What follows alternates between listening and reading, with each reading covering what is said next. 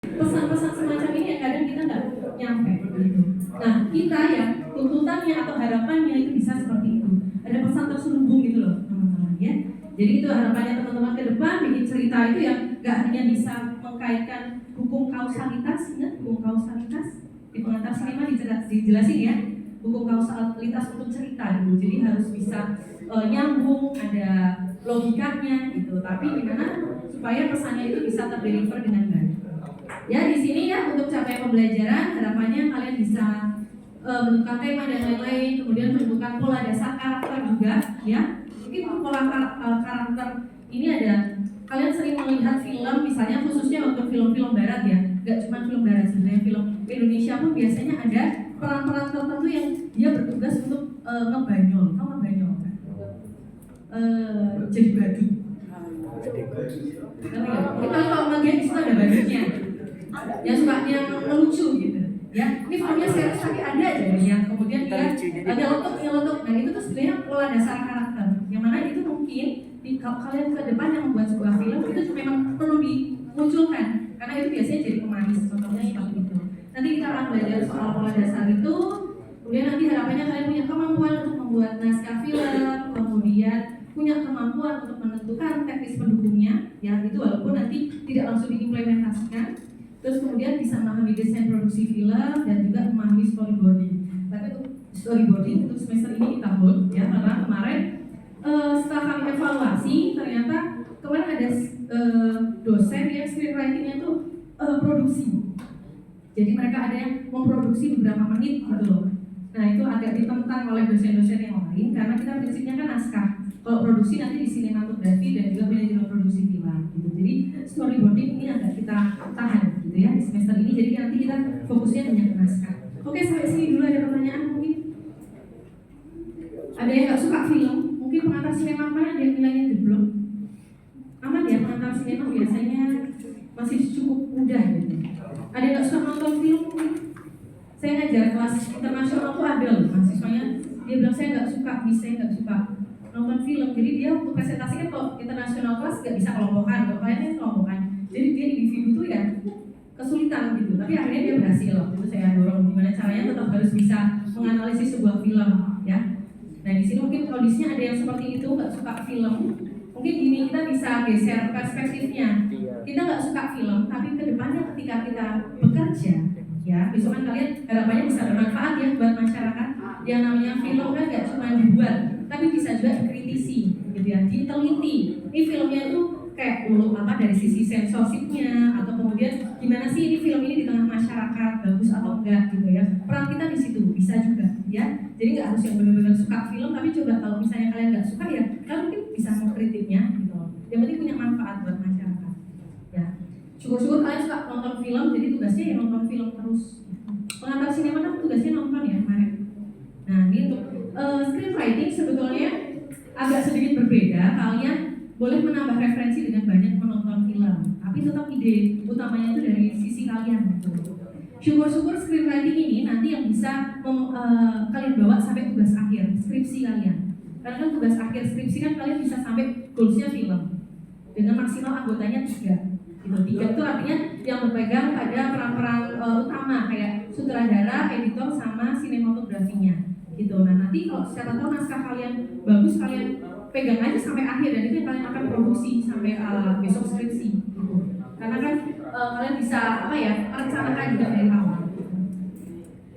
Oke, ini untuk RPS-nya. Hari ini kita masih mengenal RPS dan orientasi perkuliahan. Minggu depan kita pendahuluan untuk menjelaskan terkait tema, karakter dan alur cerita dan lain-lain. Kemudian dilanjutkan pola dasar karakter, belajar naskah film, kemudian menulis cerita untuk teknisnya dan juga untuk bagian pendukung penulisan cerita dan juga ada desain produksi film. Terus kemudian UTS. Nah kalau untuk UTS ini nanti prinsipnya kita hanya ke sinopsis dan juga teknis-teknis lainnya ya. Jadi ternyata mahasiswa itu juga kesulitan loh bikin sinopsis. Sinopsis kalau zaman sekolah kalian kan ingat ya bikin cerita pendek gitu, rangkuman gitu. Nah ternyata sulit bikin sebuah sinopsis yang menarik gitu bagi cerita kalian. Kita kalau baca sinopsis itu kan harus tertarik ya. Pada prinsipnya seperti itu. Gimana caranya supaya kita bisa tertarik dengan sinopsis yang kalian tulis? Premis logline juga nanti akan kita pelajari. Premis ada besok saya jelasin untuk prinsip dasarnya seperti itu, dan itu untuk goals UTS-nya ya. Kemudian setelah UTS nanti belajar, kita akan fokus pada teknis penulisan naskah. Kemudian nanti pertemuan 9 sama 10 aja. Ini ada perubahan ya. Pertemuan 11 sampai 15 kalian sudah langsung teknis penulisan. Dan itu sifatnya konsultasi. Dan itu nanti akan mempengaruhi hasil akhir kalian. Jadi kalau kalian concern untuk konsultasi, niat bikinnya, nanti hasil akhirnya saya yakin kalian bagus gitu, baik hasilnya maksimal. Dan untuk UAS itu adalah naskah yang kalian susun dari minggu 11 sampai minggu 15. Udah ketahuan loh UASnya dari sekarang. Jadi akan sangat baik kalau kalian sudah punya perencanaan nantinya, kemudian nanti rajin-rajinlah konsultasi. Tapi nanti secara teknis akan saya diskusikan sama kalian, misalnya dibagi minggu 11 absen berapa sampai berapa, ming berapa sampai ming berapa, untuk konsultasi juga boleh. Jadi yang lainnya tinggal presenti, atau mau tetap masuk semuanya, kemudian yang mau update progresnya boleh. Jadi kita bisa diskusikan. Ya karena sifatnya nanti ini full untuk teknis penulisan. Ya semoga kalian fokus ya untuk ini, jangan sampai ada yang telat dan lain-lain untuk submitnya. Oke, sampai sini dulu ada pertanyaan? Karena cuma mau menjelaskan RPS saja. Sulit nggak kira-kira? Sulit. Oke, nanti yang namanya naskah itu bukan cuma percakapan ya, tahu ya? Naskah film itu nggak cuma percakapan, tapi ada elemen-elemen lain yang harus kalian jelaskan di situ. Kalian bayangin film, gimana sih caranya kok pada bagian tertentu akhirnya kita pindah ke adegan yang lain? Itu kan ada pertimbangan. Kalian harus bisa membayangkan hal tersebut. Kapan kita transisi dari adegan satu ke adegan berikutnya? Itu yang naskah itu yang kemudian jadi pedomannya.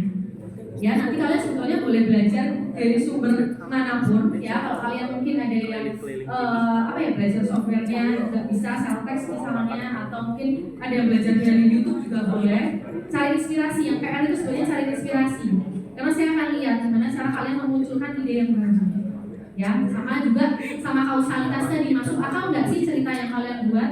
Boleh kalian bikin sefiksi apapun, sefantasi apapun, tapi tetap ada kausalitasnya. Ya, film fantasi kan banyak ya, sebetulnya kan mungkin di sekitar kita itu nggak terjadi.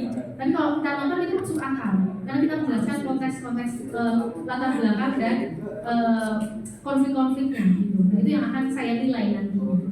Gitu ya teman-teman, sampai sini dulu ada pertanyaan? Belum. Cukup jelas? Cukup. Oke, nanti pokoknya untuk UTS, untuk teknis pembagiannya nanti kita diskusikan setelah UTS saja ya. Jadi dari 2 minggu pertama setelah UTS nanti kita tentukan mau dengan skema apa kalian mengerjakannya. Apakah langsung keroyokan kayak gini, atau mungkin kalian pengen bikin grup discussion masing-masing, atau nanti kita bagi minggu pertama tadi minggu ke 11 10 anak misalnya atau 20 anak, nanti di rolling lagi. Ya mungkin di rolling setiap 2 minggu atau 3 minggu seperti itu. Ya teman-teman, kayaknya cuma ini deh RPS yang mau saya jelaskan. Oke, ada pertanyaan sekali lagi, saya beri kesempatan. Kalian ada kuliah nggak tadi sebelum ini? Berarti ini kuliah pertama. Senin ada kuliah? Ada. Apa? Bahasa Inggris sama public speaking. Oh, berarti padat hari Senin ya? Jumat berapa mata kuliah? 4. Kemarin 3 doang? 2. Terus ini 1. Yang libur hari apa? Kamis. Terus hari Jumat masuk Sabtu? Masuk. Apa sebenarnya? Besok puasa masuk ini loh, kuliah juga. Jadi kita kuliah sampai tanggal berapa ya? 15 April kalau nggak salah. Terus 16-nya baru libur.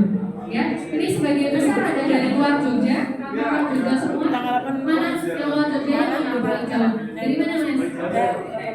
Maaf ya. Oke, lain ada lagi dari jauh. Ada yang dari timur mungkin, Anggi? Kenapa? Ada yang orang timur nggak? Dari mana Pak? Timika. Yang lain? Kalau Timika kemarin nggak ikut rame di Gatot City kan? Oh nggak Gatot City? Nggak sekali. Belum datang. Oh belum datang. Oh aman ya, aman. Oh ya itu sekitar setahunan yang lalu. Saya ada mahasiswa tuh anak BCCS, anak internasional, dia orang yang konflik orang mana ya? Waktu itu NTT sama Ambon kalau nggak salah. Terus dia takut pulang kan, dia pinjam jilbab temennya gitu, padahal dia nonis suami duluan kan, dia takut disekap dan lain-lain. Padahal perempuan, saking apa ya, seremnya itu sih Gotham City. Ada yang ngokos di sana? Gotham City. Babarsari. Tadi ada dari mana lagi? Paling jauh Kalimantan, ada Kalimantan. Kalimantan yang ada. Ada yang Sumatera Utara mungkin. Ada yang Bali nggak Bali? Bali? Ya. Kalau Jakarta ada? Dan Surabaya, Jawa Timur. Ya intinya besok kalian puasanya masih di Yogyakarta, pulang kampungnya nunggu jadwal libur ya. Terus biasanya kalau angkatan baru anak 2022 ya masih bubur lah, masih lucu-lucunya ya mulai bubur. Bisa kalau udah angkatan tua udah bubal sama dia. Tapi ini masih lumayan. Itu ya teman-teman, ada pertanyaan? 3 cukup? Kita cukupkan pertemuan ini? Oke, ya sudah. Kita akhiri ya teman-teman untuk pertemuan hari ini. Kita ketemu lagi minggu depan. Selamat siang. Assalamualaikum warahmatullahi wabarakatuh. Ada yang belum ya?